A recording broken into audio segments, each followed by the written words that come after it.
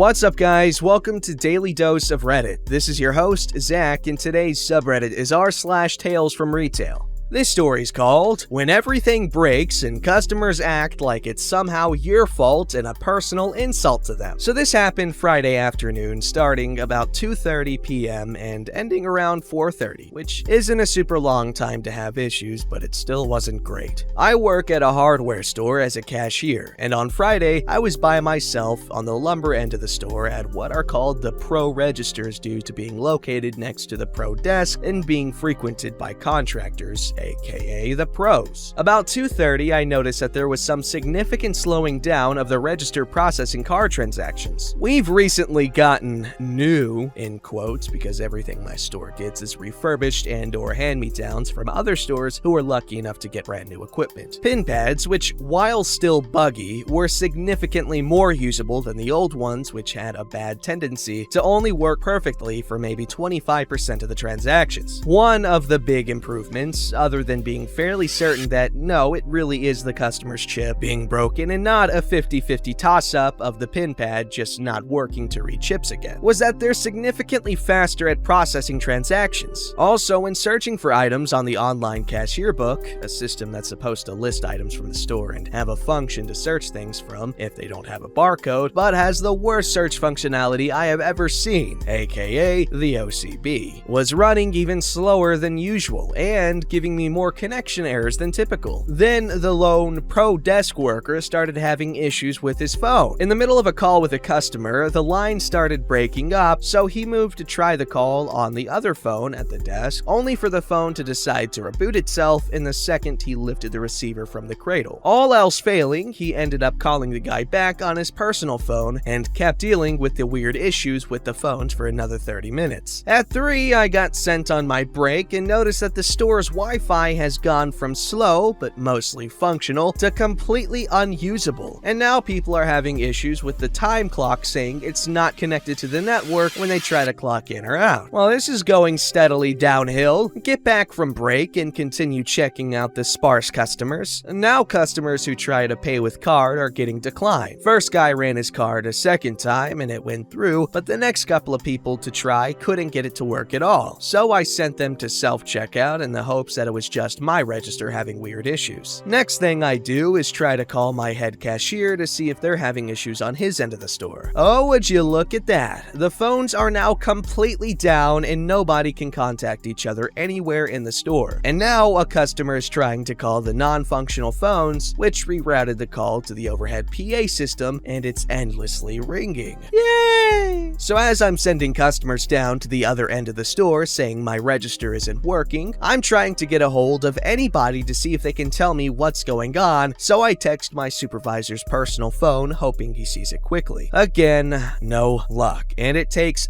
15 minutes plus and several more customers before I can finally hear back from somebody over the walkie-talkies we used for our lot loaders, and they inform me that yeah, all phones are down, which took down the internet, or the other way around possibly. All I know is one going down took out the other, which then took out our ability to process card transactions. They're now trying to inform an assistant manager. Again, no in-store phones are working, so I can't call him directly, and nobody is sure where he was at first, to see if he could figure out what was going on. So then I get the joy of informing customers coming in that our system currently can't take any cards, which means cash only. We can't currently look up, process, or release any online orders, and we can't get a hold of anybody that isn't within shouting distance. Luckily, we're not very busy, at least on my end of the store. But the first customer I get who came in before we started having the issues seems to take it personally that something went wrong with our system and that I can't take his debit card as payment. I apologize, but he just goes on a rant about how he needs all of this right now and we should know when our system will be back up. Yeah, sure. I totally got clairvoyance. And how is it possible that it went down and blah blah blah? Can't he leave this on hold with us and we can call him back when the system comes up? Nope, sorry. We only do will calls for items that have been paid for. We don't hold unpaid items because they take up space we don't have. And anyway, I highly doubt the will call system is even currently functional at the moment since nothing else is currently working. By the time this guy is done ranting at me, he decides to add more items to his order, which is already well over the couple $100 $400 in cash he had on him, and then informs me that we're gonna become friends because he's gonna stand there in front of me until the system comes back up. 4:30 hits and it's time for my lunch, and another cashier comes down saying that they've had luck running debit cards as credit and to try that, which I suggest to my customer to get him out of my face. He completely ignores my instructions to run it as credit and puts in his PIN, but by some miracle, the transaction went through. I get a hold of Lumber to get the guy the rest of his stuff, listen to him complain about a couple of more things, then make my escape to get lunch. By about 5, everything got fixed again, and we didn't have to continue to listen to customers whine about a technical issue we had no control over. But it was a long 2.5 hours of dealing with weird slowdowns and then a complete system crash. Later heard from another coworker who came in after everything was over that it was possibly a widespread issue since he stopped at another store before he came in, and they said they were also having internet problems. Also, another cashier said a customer said they lived in a nearby neighborhood where everyone else also lost internet, so who knows. But you gotta love the customers who think we personally made our system crash just to cause them issues, because we definitely love hearing them whine and complain about it, and the company definitely wants to lose money intentionally just to cause some grief. See, I knew it, now they're just admitting it, so yeah, next time store has technical issues, you make sure you take a dump on their freaking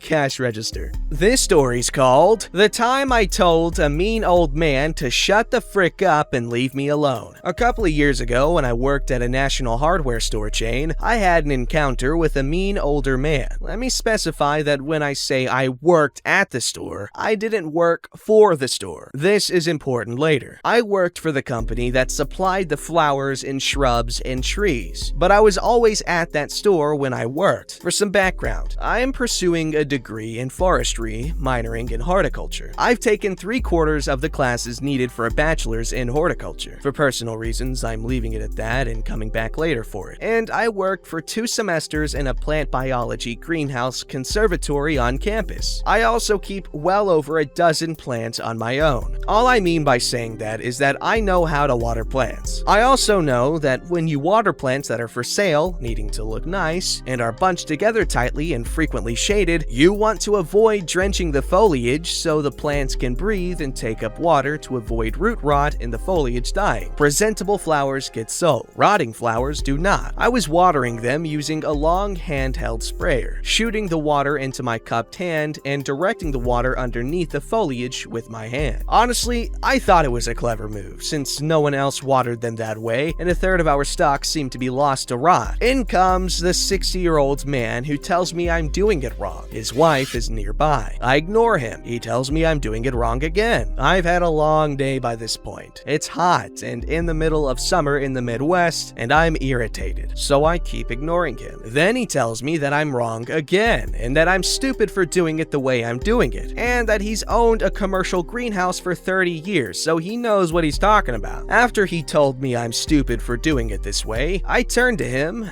and said sternly and loudly, "Shut the frick up and leave me alone!" He stood there for a second, a brief moment of shock, and then yelled, "Where's your manager? I'm gonna report you!" Remember how I said I don't work for the store? I looked at him and said, he oversees 7 different stores in this part of the state. Good luck finding him. It should also be noted that my boss was a woman, not a man, but I opted not to say that. At this point, he was getting really flustered. His wife came over looking sheepish and put her hands around his arm and gently started pulling him away. Nothing ever happened, so I assumed he either couldn't find someone who cared or just didn't tell anyone.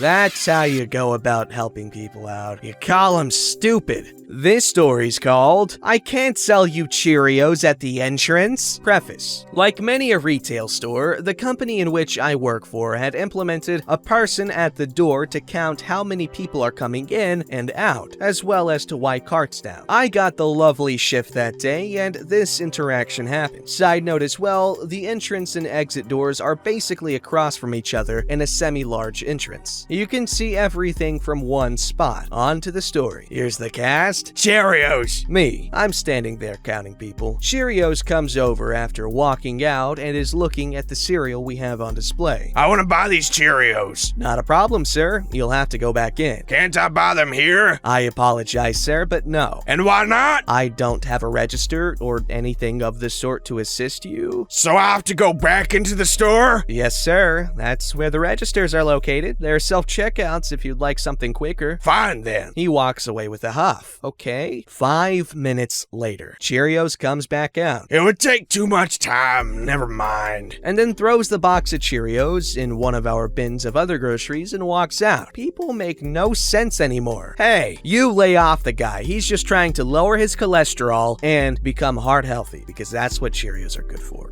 Alright, this story's called One of the Best Responses to a Customer Complaint I Have Ever Seen. Some background. A customer placed a $500 deposit under their credit card to start the process on an order. The customer canceled the order a few days later and was well within the cooling down period. The order was canceled and the money was refunded to the card. This all happened within the same week back in December of 2019. The salesperson in question is one of our most successful salespeople and last year almost made $200,000 in total compensation. Truth be told, until recently, no one had paid any attention to this particular transaction. The sales manager at the start of October sent out a marketing email to all of his past customers, sharing some news in an attempt to generate some business. The customer from December of 2019 said he didn't want to do business with him, or requested to be removed from the mailing list, first time he's requested this to our knowledge, which we did comply with, and accused the salesperson of stealing his $500. The salesperson checked the order, ensured the money was refunded as it should have been, even going out of his way to check with accounting, who did confirm the refund was issued with no serious delay or issue. The salesperson advised the customer of this, to which the customer accused the salesperson of stealing his $500. The salesperson provided the customer with his manager's contact details and told the customer if he feels that strongly that he stole from him, he should report him. The customer filed a complaint with us. We investigated the complaint. We determined that indeed everything had been done by the book and that the credit card was actually a card in the customer's name. Basically, no funny business took place. We, however, did invite the customer to provide bank statements if he feels like we didn't refund the money. And if we can't see the refund, we will send him a $500 check. Generally, when we do this, the customer goes back, sees that we did indeed refund the money, but they didn't notice it. The customer rejected our response and demanded he be compensated and threatened legal action over $500. It was escalated to our regional VP, who reviewed the details and came to the same conclusion, to which the VP wrote this email. Dear customer, it has come to my attention that you have accused person X of stealing $500 from you. You used your own credit card to place the $500 deposit and canceled within the grace period, which means you received a full refund. We have checked our accounting and everything appears to suggest that this is exactly what happened. We have invited you to provide evidence if you disagree with this statement, and even went so far as to say if you can prove the money was never returned to you, we would mail you a check in the amount of $500. You have failed to provide any evidence supporting your claims. Also, Mr. Salesperson is one of the most successful sales professionals in our organization and has over a 15-year track record of proven success. Mr. Salesperson has one of the highest customer satisfaction ratings in our organization by a substantial margin. In addition, it is impossible for our salespeople to steal customer deposits. Our system simply does not allow for that. The fact that you have accused him of stealing your deposit with no evidence to back up your claim is disturbing. In response to this, you have decided to threaten us with a lawsuit. I've spoken to our lawyers, and they have advised me if you wish to pursue legal action, you should have your attorney contact them. The contact details are below. Furthermore, I have made the decision to blacklist you from ever being a customer of ours again. Please note that any responses to this email will be forwarded to our attorney. I wish you all the best. I translated the email, it wasn't written in English. But I printed out the email and showed it to our salesperson and told him to block the customer's email. Wow,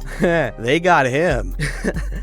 I guess he didn't really expect it to be like, hey, if you can prove it, we'll send you the money. And so that's kind of funny. Don't forget to like, subscribe, and hit that bell to never miss an episode.